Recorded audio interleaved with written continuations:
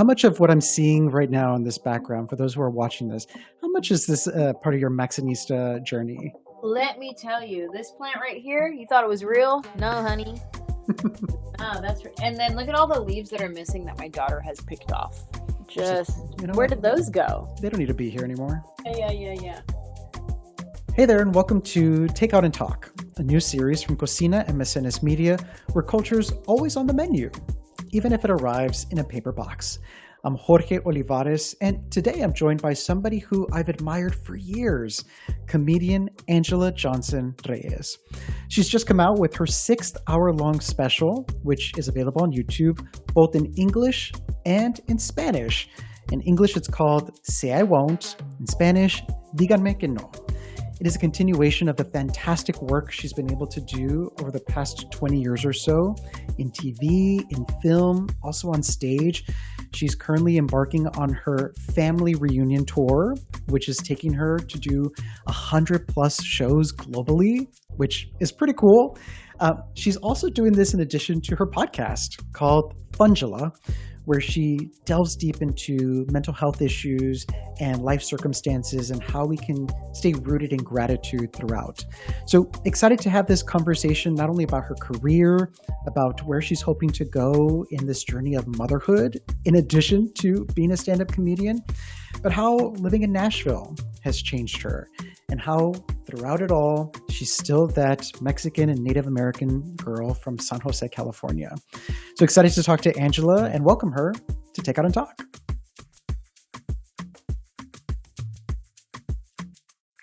So, Anjelah, so excited to have you join me here on Take Out and Talk, especially because, not to be a weird creeper fan, but like I've been dying to talk to you for several years now. And the fact that I can do so over food feels even more exciting.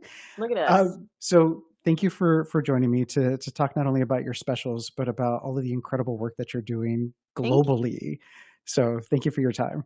Wow, globally. Thank you so much. She's a global superstar. She's going everywhere. We'll be back in San Jose at the beginning of the year, which we will talk about.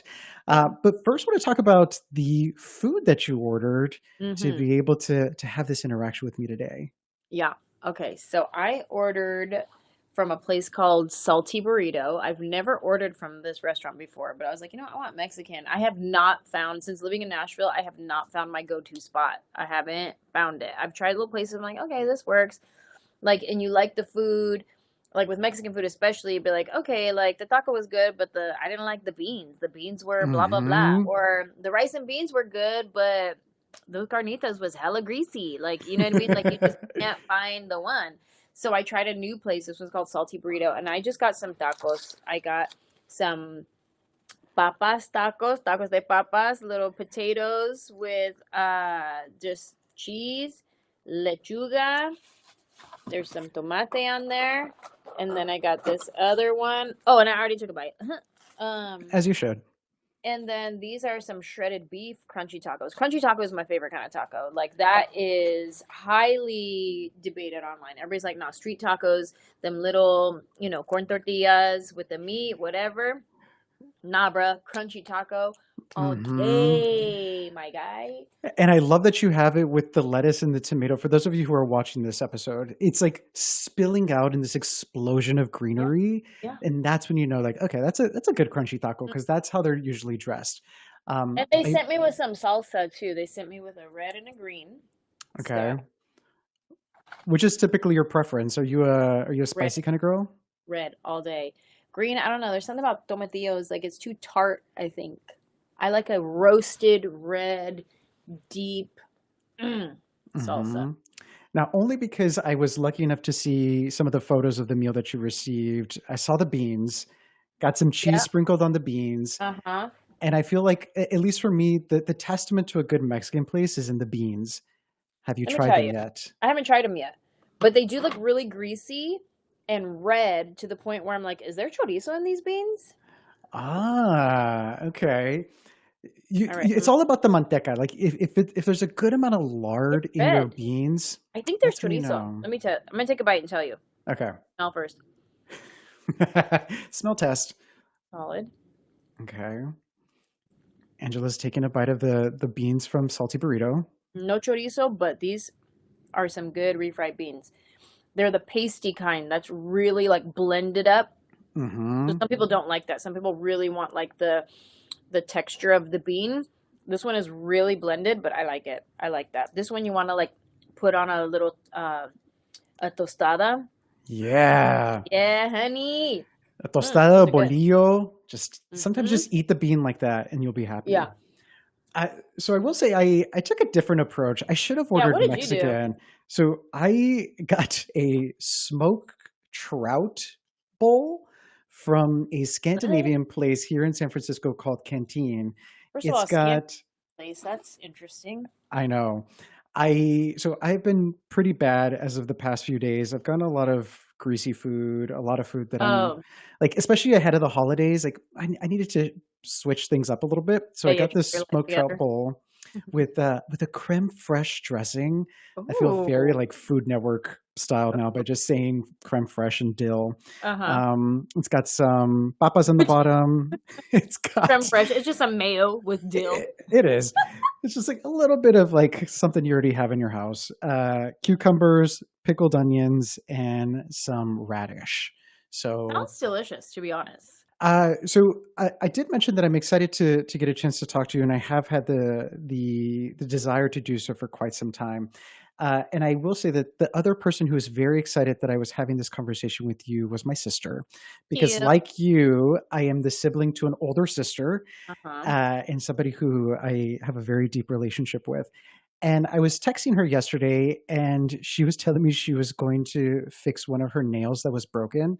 Mm-hmm. And without me prompting her, she just said, Mm-hmm. just one nail. And it's the kind of callback that she and I always go back Yeah. to because it is from one of your very early comedy routines that is probably one of the more viral videos from that era Oh yeah. and has kind of lasted the test of time. And so I wanted to ask you about, especially because these two specials that we have that we want to talk about, the Say I Won't and Dígame que no, both English and Spanish versions, which are available on YouTube. I got to know about you and your work because of YouTube. Like YouTube has had this very interesting place in your life and Mm-hmm. in the ability for folks to know about the work you do. Have you kind of recognized that? Like that this outlet that exists is the perfect place and the platform where people have been able to Yeah. witness the comedy magic of Anjelah Johnson-Reyes. This was my first self-produced, self-financed special that I was doing. And I said, I'm going to put it back on the platform that started my career for me all those years ago when that one video went viral. And this was almost like my full circle moment, my thank you to my fans. Hey, thank you for riding with me for all these years because without you sending my videos and clips to everybody you know, people wouldn't be buying tickets to my shows. They wouldn't be coming. They wouldn't be watching my specials. And I've had a very long career. I'm in 19 years now and I don't plan on stopping anytime soon.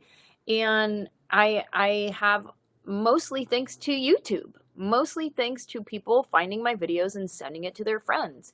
And YouTube has it's not just my specials, but there's my behind the scenes videos. People get to know about my life. People get to know about um, the things that I'm into, my funny things that I think are funny that I put out there. So I love that YouTube has become this place that you can curate whatever you want to share with the world.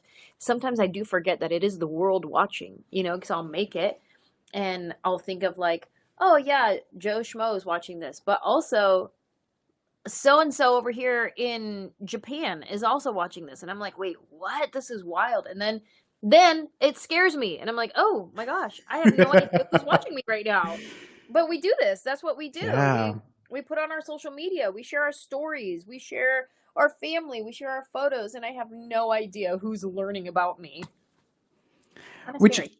but I feel like if there's anything I've learned about sort of being in the periphery of comedians is you're just fearless by nature. Like putting yourself on stage, doing the material that you do, putting it out there for the world to digest in real time and then get the reactions in real time. Like you have to have the thick enough skin to be able to do Yeah, all of that. So totally. do you think that actually like is a part of you still nervous when you put stuff out? I don't know about nervous. It's more after the fact that I think about it. When I put stuff out there on YouTube, it's like I hope people like it. That's kind of my hope. I hope people respond well to this. I hope, you know, I hope they like what I like, that kind of thing. Hmm. You start off the special, the Say I Won't special, by acknowledging that you started stand up when you were 24, Mhm. and kind of marking the fact that while you were recording the special, you were turning 40. Mhm. And I'm just curious, like, even at 24, putting yourself into this industry that kind of sometimes can chew you up and spit you out if you're not, of Yeah. the harder stuff. Like, was there anything you remember of that 24-year-old Angela where you thought maybe she was nervous, or like anything that you had Sure. to contend with that has made you a different comedian today? I mean, honestly, I would say I was more fearless back then and more fearful now. Especially in this age where comedy has changed and you have to be politically correct, you don't know who you're going to offend. And when I first started, social media wasn't as big as it was. There was YouTube, there was MySpace, um, there was Facebook, but it wasn't like what it is today. It Hmm. was the boring one that people were on if you went on MySpace. But back then, I think I was more bold to say things and do things, take risks and chances. And now I think I've definitely become more like conservative in what I want to say and share because it's become anyone can see this and take it out of context and clip it up and make it sound like I said something else and woo woo woo. Yeah. So I definitely think more about what I say, but also understanding you're never going to please everybody. Somebody's always going to be offended and somebody's always going to be mad. So I always write my material based on if I can sleep at the end of the day. Like if I could lay my head down and rest and I'm not in turmoil inside, then I'm okay saying what I have to say. If Hmm. it offends you, that's on you. That's a you thing. That's not me because I'm sleeping just fine and I trust my instincts. I trust my morals. I trust my principles. So I'm like, you know what? You're gonna go ahead and have to deal with you. You need to take that one to Jesus because that's not my business. Speaking of Jesus, you do bring up Jesus just a little bit in the special because you have since moved to the South. You now live in Nashville, Yeah. and you do talk about the sort of bless your heart Uh-huh. nature of how some people Sure. interact with folks in the South. Would you say that that transition for you, how has that felt now, a few years into you living in Nashville, being away from your native California? How have things been settling for you? I love it. It's been great. We have a great community out here. Friends, family have moved out here. It's like a slower pace, but not too slow to where I'm like, ugh, I need to go home. Um, it's like a nice balance of like city life, country life, chill. But there's still nightlife, there's still live music, there's still concerts, there's still things happening. Um, but there's a food scene. I love that there's a food scene. And it's just a slower, more relaxed pace for us. So we enjoy that.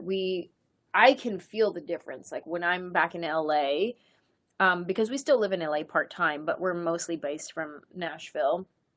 When I'm back in LA, I can feel the difference of like energy just in the city. It's more hectic. It's more go, go, go. It's move out of the way. It's this, it's that.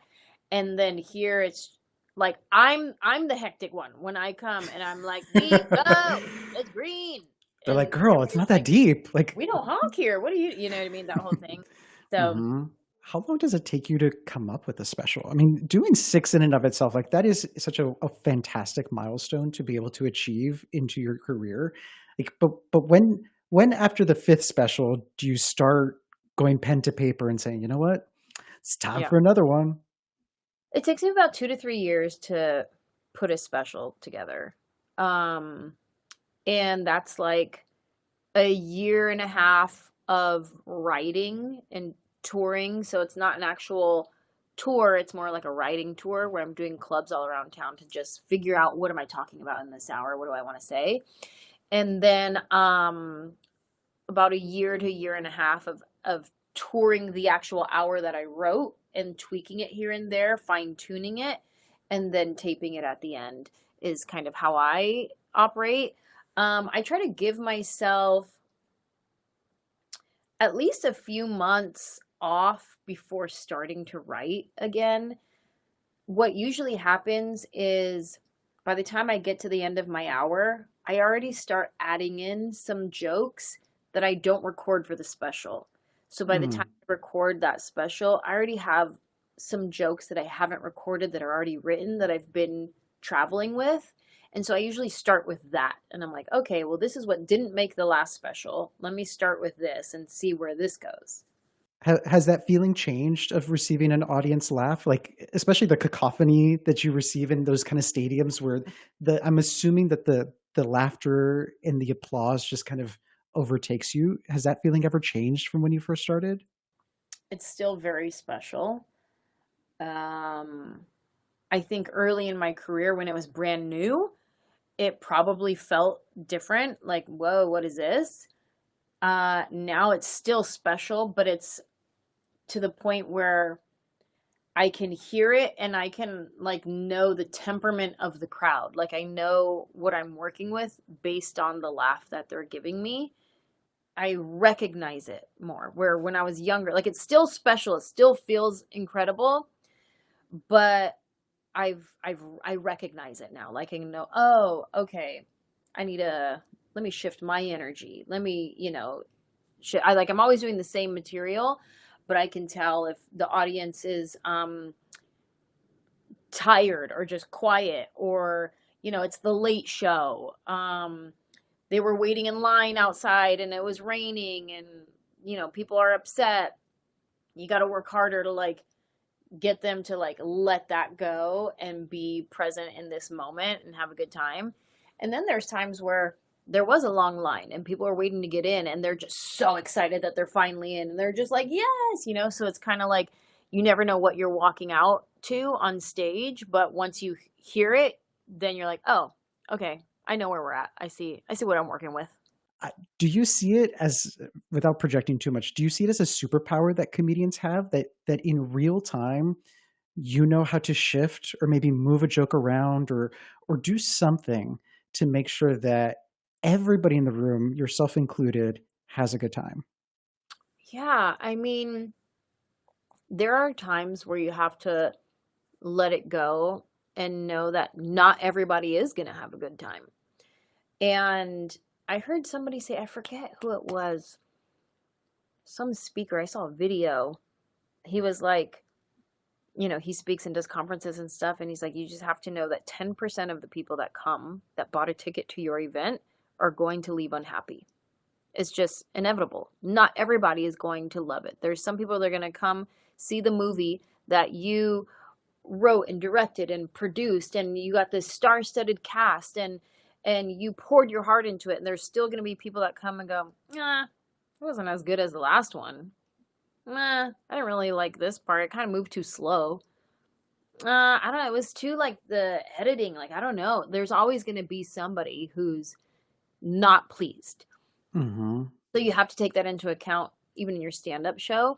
But I ignore that 10%. And I just focus on the 90% that's having the best time. Because there's times when you're on stage, you see somebody in the audience and they're just like arms crossed and like looking like they're not happy the whole time. And then you can get hyper focused on that person. Like, oh, I'm going to get him to laugh. And then you can't get him to laugh. And then it becomes like you start performing for that person to try to break them. But then you got to stop. You know what? No, don't worry about him. He's his own. You don't know what he dealt with today. You don't know what he's dealing with. You don't know nothing. Focus on everybody else. This lady over here who's just having the best time of her life. Like let's zone in and be in this space of gratitude for each other. She's grateful that I'm saying a funny thing, and I'm grateful that she's receiving the funny thing and laughing, and like let's focus on this energy over here. But then there's also times where you see that grumpy guy in the meet and greet and he's like, oh man, that was the best. And you're like, really? You liked it? Like, dude, 'Cause, you're giving me mixed yeah, signals here. How was I supposed to figure your that out? your face was saying other things. Hmm. So, yeah. Talk about the importance of releasing this special in Spanish and making sure that a Spanish language audience, those who love comedy, love your work, are able to enjoy this just as much as anybody else. Well, first of all, how do I wish that I could have performed it in Spanish myself? I would have loved that. But unfortunately, no, I don't speak Spanish. I'm learning. I have a tutor that I'm working with, and our nanny speaks to our daughter only in Spanish. And so she's also teaching me, and I'm learning along with my daughter. Um, my daughter, I think, probably knows more Spanish than I do for sure. And she's 2.5. Um, Baby but steps. We all do what we yeah, can. thank you. Thank you for that, Grace.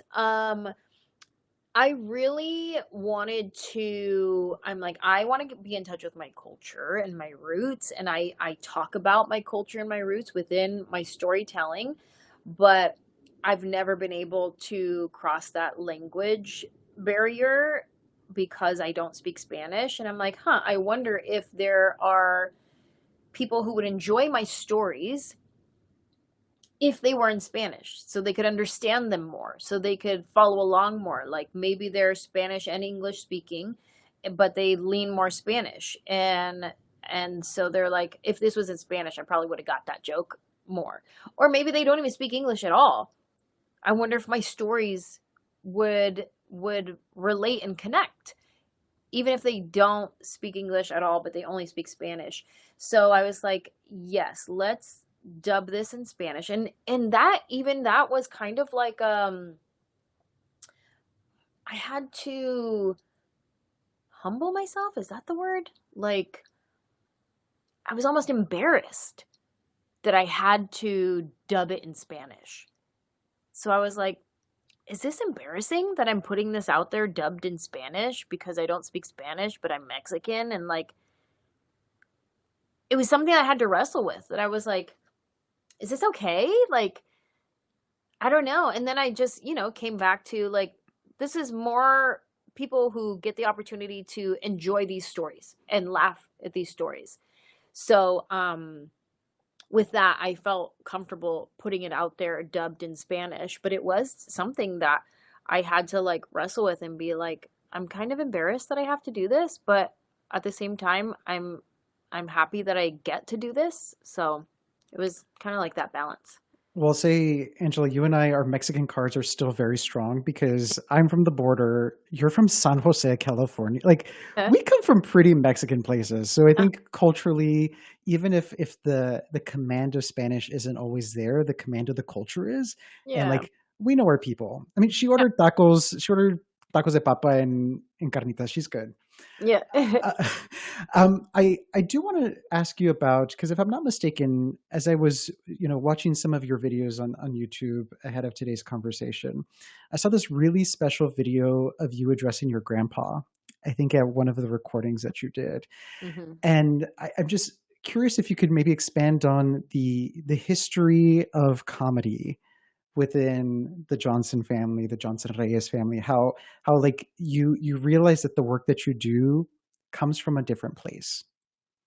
Yeah. So, every comedian has their own why of why they do what they do, but why they are funny.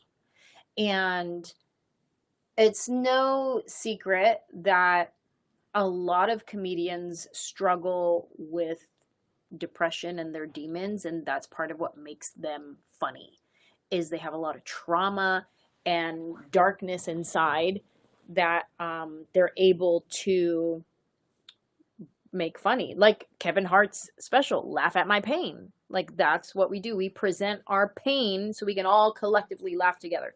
Um, so when I first started doing stand up, I was like, I'm a happy person. Like I think I write from a place of joy and I just write from happiness.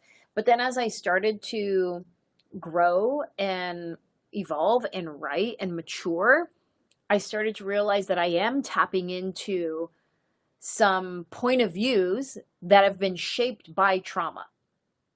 So even though I'm a happy person and I'm a joyful person and I'm writing joyfully and happily, I'm writing with a point of view that has been shaped by trauma. So once I started to embrace that, I think it started to shift the way I would write. And my why of why I'm funny is my family. My dad is hilarious. My grandpa is hilarious. And my grandpa was always like the practical jokester guy. My dad is hilarious. And everything he says always has a punchline to it. Even though if it's a dad joke and you're like, oh my God, dad. Everything he says has a punchline to it. If my dad is having a conversation with you and he hasn't made a punchline, then I'm like, oh, something's wrong. Something's, because he's always got a quick whatever. And my dad was the first comedian that I ever knew. He wasn't a professional comedian, but he was a guy making people laugh. He was the guy that I would watch in every conversation, bum. And so that's where I learned that. So I would say all my family is funny. My siblings are hilarious. My dad, my grandpa, everybody's funny. Even my grandma, my dad's mom, she wasn't the one that you would look at and go, oh, she's funny, because grandpa was like overtly funny, but she was quick and she was silly and she loved to laugh. So she wanted to laugh all the time. So she would say something silly so that everybody could laugh. So I think my whole family is just funny, and that's my why of why I'm funny. And then my why for why I do stand up is just, it was a gift that was given to me by God, because I had no idea this is what I was going to be doing. Oh, I love that. The acknowledgement that it's a gift from somebody, like somebody else where you have no control, but you just have to follow the signs and allow it to be. Yeah. I will give it up for the grandmas who are secretly funny. So my dad's mom only spoke Spanish, and every time she'd want to go to the casino in my hometown, she'd look at my sister and she said, "Vamos a Walmart." And you knew that if she said Walmart, she really wanted to go to the casino. And you're like, all right, grandma, let's go. Let's get out of here. Now, I do want to acknowledge the beautiful why of what you're doing. You talk about family. So it seems kind of apt that your tour that you're currently on is called the Family Reunion Tour. You're doing 100+ states. You will be in your native San Jose at the beginning of next year. Talk about the idea behind the tour and kind of if it feels any different this time that you're out. It's definitely different because I'm touring with a toddler, where I just had my first child at 41, and I've never toured with a kid before. So it's definitely different. It's called the Family Reunion Tour because I've been touring, like I said, for 19 years, and my fans have become like my family. And I've kept some very long-term fans.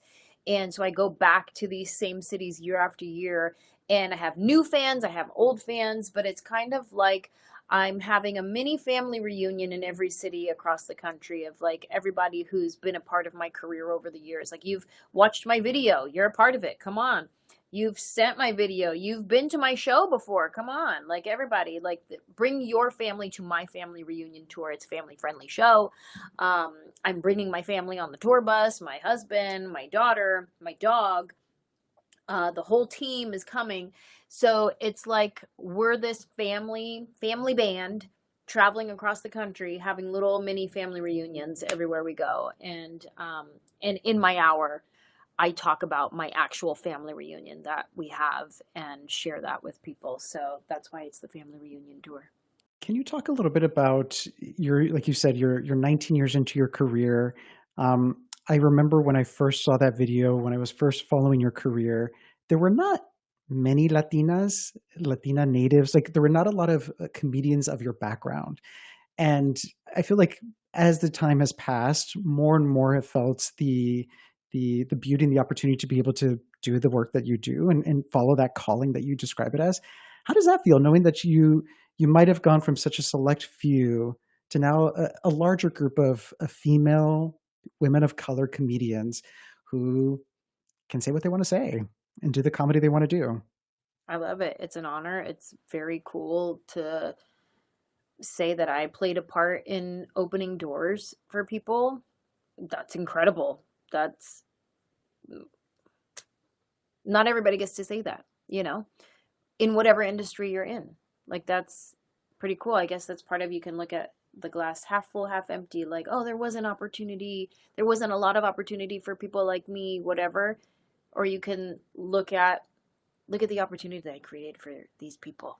And not to say I alone created this, but just by me following my dreams, by me being brave and bold, by me taking risks, by me trying, by me, when the times were getting really hard, not giving up. By all of those things, I was able to break down some doors. And then now that I'm at a certain place, I can look behind me and see that there's a path, and that there's some young girls over there that are like, hey, I want to do that too. And I'm like, let's go. Here, follow these. And if you see a detour off to the left that looks better, go pave a way that way for somebody else. If you see off this way, like, well, that looks shiny over here, let me go whack through these weeds and make my way that way. Go, so somebody could follow you too. It's very cool. It's very cool that we get to do this and think about, like, not to get too, like, macro, but thinking even about our ancestors, like, they paved the way. They did stuff so that we could be sitting here on the internet on a Zoom call. And you know what I mean? I think about my Thea Mary, who, she was one of the original Rosie the Riveters for our country during World War II. She, after the war, went on to work in the factories at Levi Strauss making denim. And she worked her way up from the factory to a manager's position. And she did all of that on a third grade education. Third grade is how far her education went. You know what I mean? Like, that's incredible. I think about that often, especially so that grandmother who would talk about going to Walmart, which was the casino. She would sew the pockets on Dickies pants. And there's a video I have of her and her sisters out on the field somewhere up north. And again, that like recentering of, my God, like, that this is my history, this is my past, and this is what's allowed me. And unfortunately, she's no longer with us. But like, if only she had been able to see how these things really do pay off, and that dreams manifest themselves in the ways that hopefully we all want them to. I want to ask about, because you've had a chance to do, film, TV. You're now doing your Fungela podcast.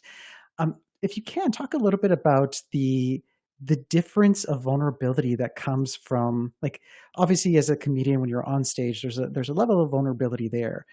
But when you're in the comfort of your home or in your studio and you're talking about mental health, you're talking about just like life, that's another muscle that we flex. Yeah. How's that been for you? I love it. It's like a breath of fresh air to not have to, like, in stand-up, you have to cut the fat and get to the punchline, because that's why people are there. They're there for the punchline. In my podcast, I'm able to, like, sit in it, have a meaningful, deep, and rich conversation with someone where there's going to be laughs. We're going to get to laughs for sure. We can't not laugh, but we get to sit in our feelings. We get to sit in process. We get to sit in gratitude, which is the whole premise of the podcast, is gratitude. But you get to sit in your memories. You get to sit in this place of authentic connection.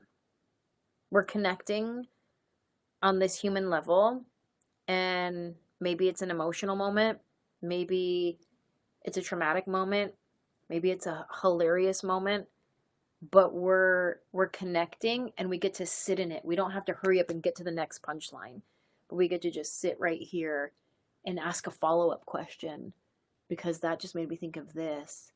And now I thought about this in my childhood. I went through this. Did you? go through that? Oh my gosh, yeah, I remember this. And then now we're sitting in a different memory that maybe we haven't even thought of in years. Mm-hmm. But my memory triggered something in your memory, and now here we are in third grade talking about that one time, woo, woo, woo, woo, woo. And how many opportunities do we get to do that throughout our day? Not very many. So I love it. It's such a breath of fresh air for me. Would you say your approach to gratitude is a little different now that you are a mother? I've always been a grateful person, but I think the things that I focus on in my gratitude shift and change from it used to be very career stuff, and then now I'm just like, oh my God, thank God my daughter's healthy. Like, thank God she rarely gets sick, and I'm so grateful for that. And like everything is usually her at the center of it. You know what I mean? And it's like, oh my gosh, thank God we had her. Like, she brings so much joy, and wow, she's just so special. And I'm so grateful for her little personality and her little laugh and her little voice, and even in her meltdown moments, like, I'm so grateful that I get to know this other human. Like, she's her own human, and I get to know her. I get to teach her and guide her, but every day I learn something new about her, and I'm like, huh, that's interesting. How is it when you hear your daughter laugh? Best sound ever. But it depends on what she's laughing at. Like, I love to make her laugh. If I can get her in a real good giggle, that feels good. And then just hearing her laugh at anything, like, her laugh is just amazing and I love it.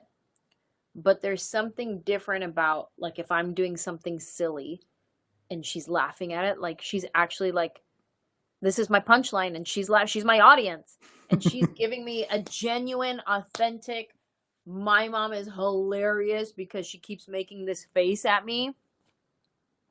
Oh man, I'll make that face for as long as I can, and until the laugh starts dying down, and then I'm like, just okay, like, oh no, am I bombing with my daughter? What does that mean? I'll go all the way till I lose the crowd.